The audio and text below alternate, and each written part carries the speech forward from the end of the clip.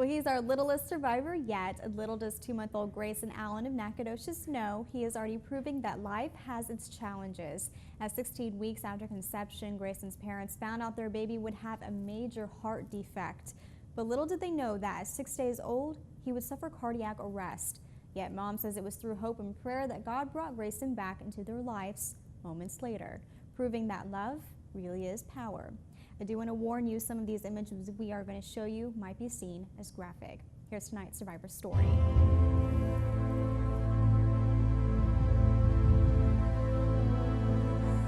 He wasn't quite sure about my visit, but 2-month-old Grayson Allen knows that the most important thing is a mother's love.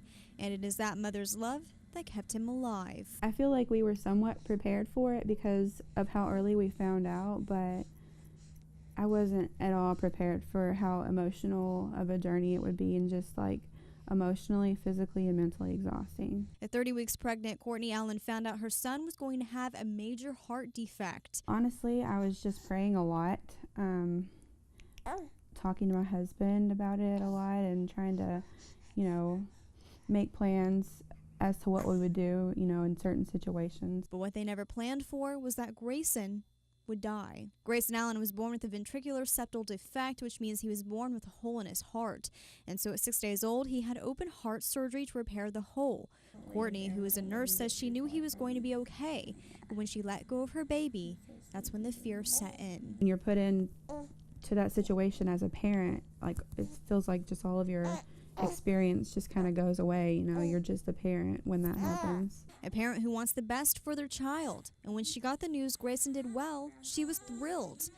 That is until 3 hours later when something horrible happened. They opened the door to talk to me, and I could see straight down the hall to Grayson's room, and there was just a crowd of people there. And so I knew that it was him. It turns out Grayson's little body gave up, causing him to go into cardiac arrest. And for 35 minutes, Courtney watched in horror as doctors tried to revive him. He was dead, so to speak, I guess. Nothing was reviving him. The only thing that saved him was, of course, the great staff there giving adequate CPR for 35 minutes.